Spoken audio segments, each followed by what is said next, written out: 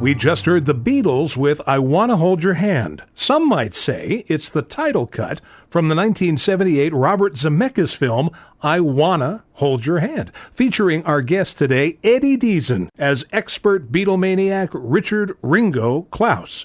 You've seen Eddie in countless films before, including War Games, 1941, and Grease, and he'll be appearing at the Fest for Beatles fans all next weekend, Friday the 28th, Saturday the 29th, Sunday the 30th, at the Hyatt Regency in Jersey City, New Jersey. What a great thrill to welcome Eddie Deezen to the program. And Eddie, have you ever been to a Fest for Beatles fans before? Oh, yes, sir. I think I was at the first one. I used to go in L.A. all the time. I think the first one was like 77, 78, if I'm not mistaken. I might be wrong, but I went to the first one, and I used to go every year in L.A., routinely like clockwork. You know, I mean, I'm the biggest Beatles fan in the world. I know that sounds like hyperbole, but I really am.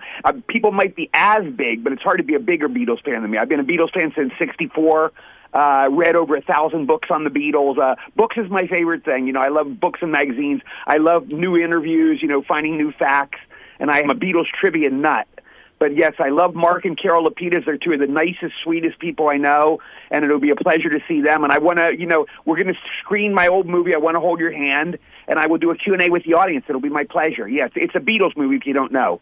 Yeah. I do know. You know, it's a funny thing. It's a movie that over time, it's just grown and grown in its appeal, and in a way, it's kind of become part of the Beatles' own legacy, this movie. Well, thank you. You're very kind. I think it was the first film about the Beatles, if I'm not mistaken. I might be wrong, but I think it was the first movie actually about the Beatles. That the Beatles that we know now, that the biggest act in the history of showbiz, the worship, it kind of was there. The Beatles split in '69, and they were very popular. But I think that, it really became this tremendous thing where the Beatles are like on a level of Shakespeare. They're like the Shakespeare of music now. They're like with Beethoven and Bach, and you know what I mean? They're on that level, I think, since it's sadly ironic, I think since what happened to John in 1980, I think that kind of started it, and that sadly did it, and it's never left. People, they listen to it, and a few sour people, oh, well, they're this 60-year-old band. Why don't we listen to something new? The answer is simple. There's nobody remotely as good as the Beatles. It's like asking, oh, well, Shakespeare is, hundreds of years old. Why do people still like Shakespeare? Because Shakespeare was the best. And, people discern for themselves. People decide for themselves. Art, as you know, is totally subjective, and people subjectively see this is the greatest music ever. They had a few clinkers. Nobody bats 100. Nobody bats 1,000. I'm sorry, but the Beatles had an incredible high batting average. They hit like 80 or 90% of their songs are beautiful, great songs. The ones everybody knows, of course. I Want to Hold Your Hand. She Loves You. Help, A Hard Day's Night. Everybody knows them, but these little secret ones that people don't even talk about. I'll Cry Instead. I'll Get You. You're going to Lose That Girl. These are beautiful songs. If any other group had done any one of those songs, they would be immortal. They go, this is one of the greatest songs ever. For the Beatles, it was, Another Day at the Shop, Another Day at the Factory. They literally gave us like 200 or 220 or whatever really, really great songs. And the clinkers, like I said, that's a reverse corollary. The clinkers are kind of subjective, For me, I hate the song Long, Long, Long by George. That's my least favorite Beatles song. But I know Beatles fans who like that song. So, taste in art is totally subjective. It sure is. And hearing all of this, I do wonder, did you even have to audition for I Want to Hold Your Hand? It sounds like the character was written for you. That's a great question, and the answer is, ironically, I had 9 auditions for that. I auditioned for Bob Zemeckis, Bob Gale, and this was the first film Steven Spielberg ever produced. So Steven was there, and I auditioned 9 times. I kept coming back. I don't even remember why so many auditions. I guess they wanted to get it perfect. I don't know. But I did 9 different auditions. It's by far the most I ever auditioned for one film. Yeah. And you worked with the wonderful Wendy Jo Sperber in that movie. Yes, Wendy Jo was the best comedy partner I ever had. The only one close was the girl. Sadly, they both died young. They both passed away young.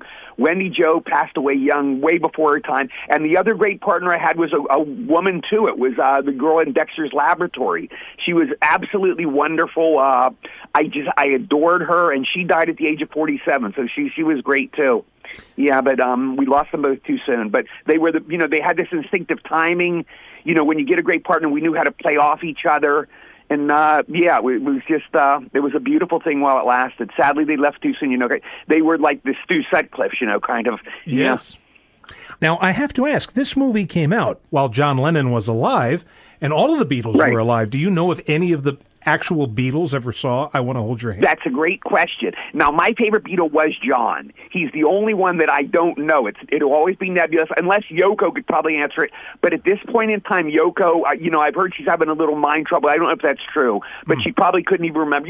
She lives this incredible full life. She's a world figure, so she probably wouldn't even remember now. Her and John, I'm sure you see movies all the time, but I don't know if John saw it. Now, I'll go down the list. I heard Ringo is nebulous, but I heard twice that he saw it. I heard Paul and Ringo had a special screening, and supposedly Paul liked it, and Ringo didn't think that much of it.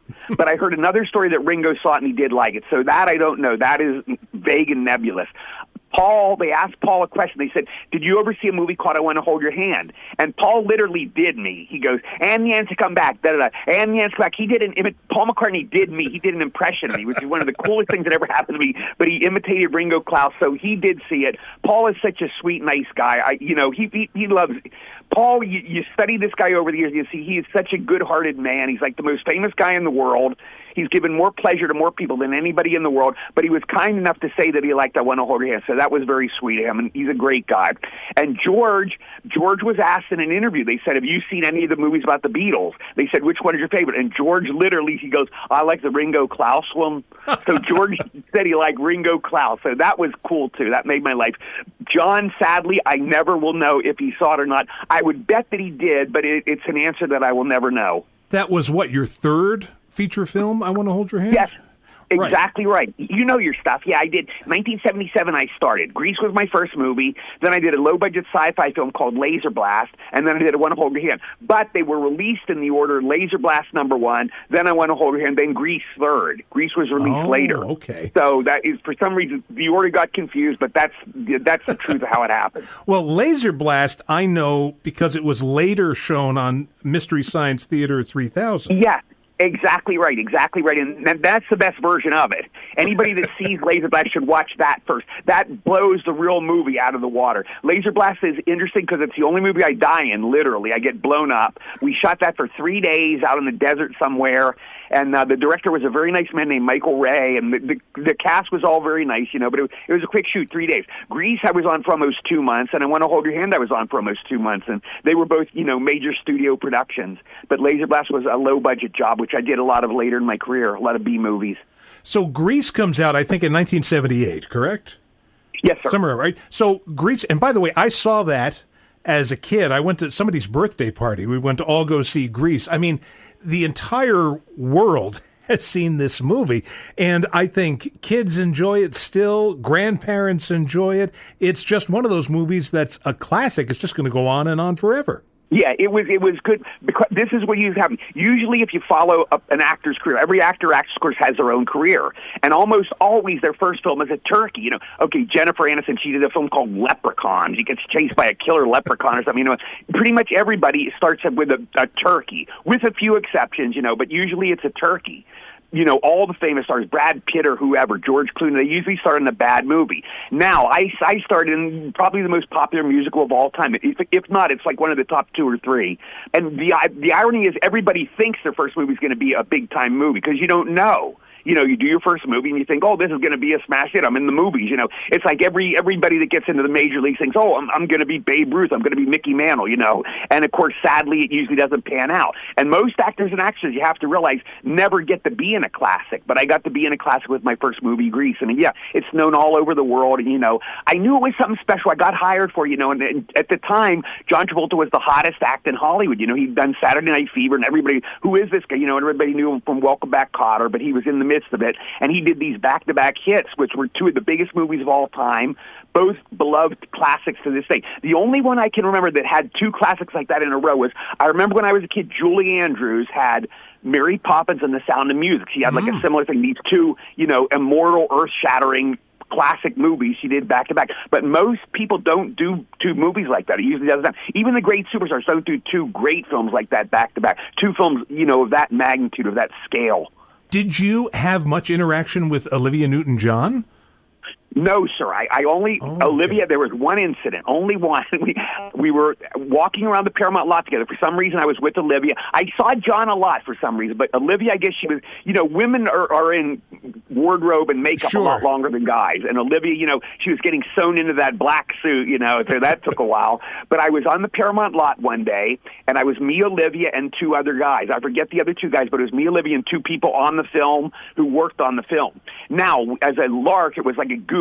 We hijacked a car. We were on the Paramount lot, and we hijacked this car, and I was in the back seat. Olivia's in the front seat. We were in the passenger side. She was in front seat passenger side. I was in the back seat passenger side. Another guy drove it. Another guy was with me in the back seat. And while we're driving this car around the Paramount lot, she turned around. Olivia turned around, and she goes, "You're funny." And I go, "Thank you." That was the only time I ever talked to her on the shoot. So she was very sweet and lovely. Now, cut to 2017. My mom and I are in Las Vegas. We're at a club, and we went to see Olivia perform. So in the middle of her act, Olivia says, "I want to bring an old friend of mine up on stage." So she calls me up on stage. I go up on stage. The crowd went nuts. I think it was the only time in my career I got a standing ovation. Wow. It was, Sandy and Eugene together. She's like the star. I'm like this bit player. But they knew us both in Greece. We got a standing ovation. I said, "You're still as beautiful as you were in Greece." And, the audience liked that. And it was true. Olivia was eternally lovely. She was beautiful on the inside and the outside. She was one of those people. She was an angel. She was just as beautiful as she was inside and outside. She's just one of those people that she never said a bad word about anybody. And by the way, John is that way too. He'll never say a bad word about anybody, just a sweet guy. And by the way, I don't want to digress, but Tom Hanks was that way too. He will never say anything bad about anybody. But they're just these nice people, and they happen to be superstars. But Olivia said to me, she goes, "Bring your mom up to my room later on. I want to meet you." And, I want to meet her. And I brought Mom up to Olivia's room, and we talked, Mom and I, she showed us around her room, and we talked and reminisced, and she met my mom, and she was so lovely. And I was glad to have that moment, for my mom, because I love my mom so much. I'm glad she had to have that special moment. And that was the last time I saw Olivia. Sadly, she passed away in 2022. I was in the hospital. And sadly, it was a month after my own mom died. It was the worst year of my life. Oh. My mom passed away in July 2022, and Olivia died exactly a month later in August 2022. So it was a horrible year for me. And, we all miss Olivia. We all adored her, and we all miss her. At least you have those great memories of her and some nice interaction with her. Yeah. For sure. And let me just add one addendum to that story. I've been telling that story, for like 50 years. Olivia and I, we hijacked this car in the Paramount lot. So one day I'm telling this story to Steve, my manager. He's my brother, my manager. I said, I told Steve the story. We hijacked this car. Steve goes, "Wait a minute. What color was that car?" I said, "I think it was red. It was this jalopy, this red jalopy." He goes, "Don't you get it? That was Grease Lightning. You guys were driving around Grease Lightning. The guy obviously had the keys. He didn't hotwire some car and hijack it." He goes, "You were driving in Grease Lightning." And it dawned on me, yeah, that was Grease Lightning. The guy probably had the keys, and he knew, let's take a spin in Grease Lightning, So I thought it was, we hijacked it, but it was totally planned, and the guy had his own keys. So that's the true story. Well, this car is automatic. We're talking with Eddie Deezen, who you may remember from the movie Grease. That was John Travolta singing Grease Lightning. And Eddie Deezen will be appearing at the Fest for Beatles fans next weekend, March 28th, 29th, and 30th, Friday, Saturday, Sunday, at the Hyatt Regency in Jersey City. You mentioned the Polar Express. We have a little bit of time left, but can I ask you about that? You've done a lot of voiceover work. I've done a lot of voiceover work myself, but you did motion capture. Is that the first time you ever did that? Yes, it was the first motion capture movie. Not only my first, but it was the first one ever made. Oh, wow. And it was, kind of primitive at that time. Now, people will think it was a voiceover movie, but we filmed that exactly like a movie. We acted out every scene. It was an incredible process. Okay, every morning it was me, Tom, Nona Gay, who was Marvin Gaye's daughter, was the hero girl, the brave girl, and Peter Scolari, who was Tom's old friend from Bosom Buddies. Peter was the only one I'd worked with before. Peter and I did a low-budget movie years ago, and he was just the sweetest guy in the world, the great. He's another one we lost. It was around 2022. It might have been 2021, but we lost him way too soon. I loved him. But anyway, motion capture, okay, the four of us we'd get on scuba suits. We'd get dressed in black scuba suits every day. They would glue a black scuba cap to our head. Then they would take a marking pen and they'd mark out all these dots on our face. Then they would glue these electronic little things, these dots to our face. Every day we had this. We looked like idiots. We have all these dots on our face. We walk around in scuba suits. Now, we would film the scene. We'd go, I want all those presents, Santa Claus, and blah, blah, blah, cut. Then they had these four little kids. They had a little kid, Tom, a little kid, me, a little kid, Nona, a little kid, Peter. These were children. and they were dressed in little black scuba suits, and they had little dots in their face, and they would film the same scene. The little kid, me, I want all these presents, Santa Claus, and the kid Tom would say what he said, and they film it, and somehow they morphed us into kids' bodies. That's how that was the process. As weird as it sounds. Now, I'm sure it's more, technology goes so fast now with AI and everything. I'm sure it's much more refined now, but that's the way we did it when we did Polar Express. This was 2004, so it was 21 years ago. Yeah. Wow. And for, you have a million stories. I could probably go on for about 3 hours with you here. You've got so much stuff. But for people who want to keep up with you, because I've been a Facebook friend of yours for ages and ages, and you have a lot of great showbiz stories that you share on your page. Is that really the best place for people to catch up with you? Absolutely, yes. I don't do any other social media but Facebook. Everybody goes, oh, you should be on Twitter. You should be on Blue Nose or whatever that's called. I stay out of politics because I love my friends. And, you make any kind of a political statement, whether you like Trump or Kamala or whoever, you're going to lose half your audience. We are, I don't want to get even political with you. You're a super nice guy, but I don't want to get political on your show. But we all know we're a divided nation. And if you say one, you're going to alienate some people. So I keep my politics out of that, But, yeah, Facebook, if you want to see my stuff, please come to my Facebook page, and I'm limited to 5,000 friends, but if you send me a friend request and you look interesting, I try to trace through and not screw anybody, but I'll go, this person's not active, so I may drop them, because I like to have more active friends, and I might put you on my list, but please send me a friend request if you'd like to be my friend on Facebook. You're very welcome. Yeah. Before I let you go, you Yes, sir. posted the other day something about Jerry Lewis. And when I first saw you in the movies, I would refer to you, before I knew your name, I would refer to, this is the guy that reminds me of Jerry Lewis. Now, you had, I guess, an interaction with Jerry Lewis that wasn't great and joined the club, right? There were a lot of people that have that. But he kind of made it right a little later on. Is there a way to tell that story? Yeah. Sure, absolutely. That is a true story. I'd seen Jerry on stage. I saw him in Las Vegas in 1982. I even remember the day, January 2nd, 1982. It was one of the most coolest days of my life because this guy's my hero. I never got to see Charlie Chaplin. Curly Howard is my favorite comedian. I never got to see him. I never got to see Buster Keaton. I never got to see the Marx Brothers. But Jerry Lewis I worshipped, particularly the Dean Martin and Jerry Lewis. Jerry Lewis. I love Martin and Lewis. Steve and I, my brother Steve, he's my manager, we call each other Dean and Jerry. That's our pen names for each other because we're kind of like Dean and Jerry. I'll play my character, and Steve takes care of the business. He's the smart one, he's the deal maker, so we call each other that. But anyway, I saw Jerry in 1982, and I was thrilled. He was so talented. He was the most talented human being I've ever seen. He did this bit in his act, okay? I mean, of course, he sang, he danced, he did comedy, he did the typewriter bit, he physical stuff great, and he told great stories. He was incredible. Now, he did this bit in the act, which I've never seen. He had a cane, and he would throw it like 20 or 30 feet way up in the air. He'd stick his hand behind his back and he'd catch it. Now, to be dramatic, he would drop it a couple times. He screwed up a couple times, then he'd do it again, and he did it about 3 or 4 times, because he knows theater, and I'm sure he could have probably caught it every time, but he caught it on the time, and, we couldn't believe this guy would sit down. He caught it. It was like ho-hum for him, matter of fact, Anyway, I saw him later in Damn Yankees, I think in 1995, the play.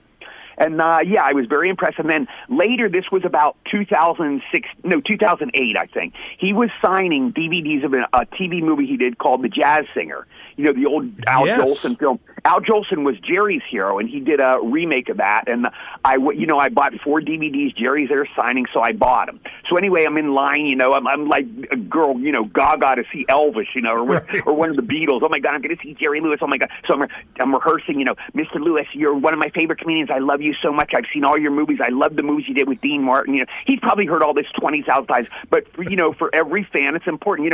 I hear people go, Grease is my favorite movie. I've heard that 50,000 times. But every person is, an individual, and for them, this is important. So I try to treat my fans with respect. I'll listen very carefully.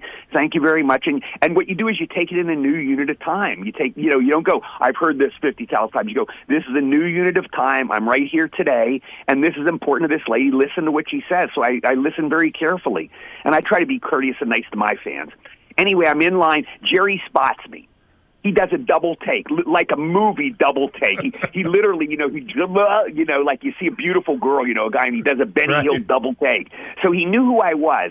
Anyway, I get up there. It's finally my turn. I hand the DVDs to the guy for Jerry to sign. I go, Mr. Lewis, you're one of my favorite comedians. I love the movies you did with Dean Martin. My favorite is The Stooge. My favorite movie you did individually is The Patsy, and I tell him, my history, how much I love him, da-da-da. dead silence, crickets.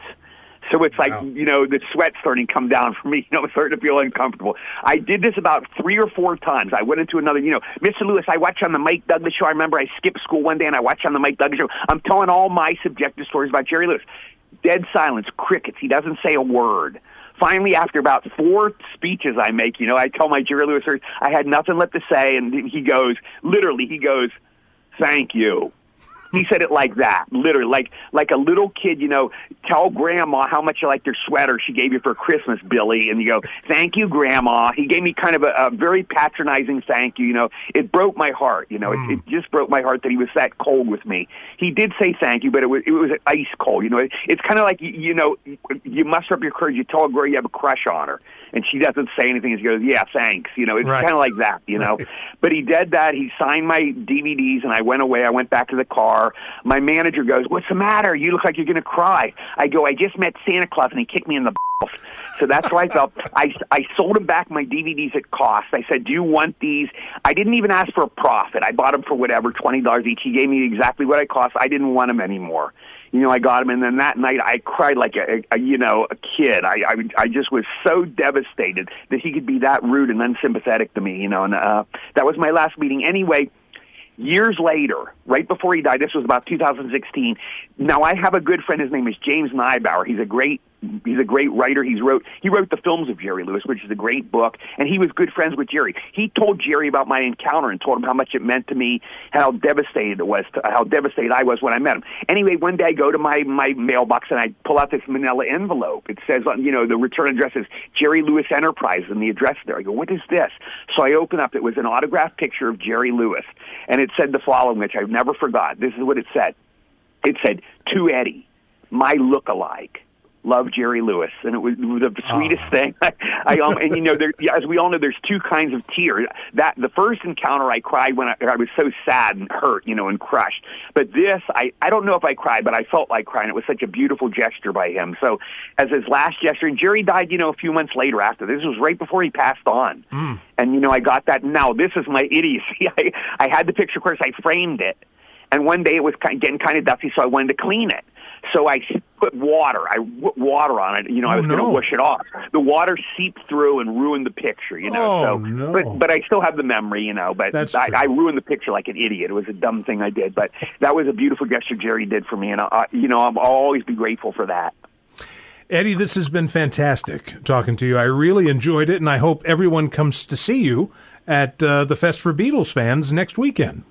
Yes, please come to the Beatle Fest next weekend. It is in Jersey City. I will be there for all 3 days. I don't know what day they're going to screen. I want to hold you, but please come to the screening, and I will be doing a Q&A, so please feel free to ask me any question. And I want to say this to you. You are one of the nicest guys I've ever been interviewed by. You're a wonderful, nice man, and your radio show is a wonderful show, and I recommend everybody listen to it. It's a great show. And, David, I wish you continued success in your career.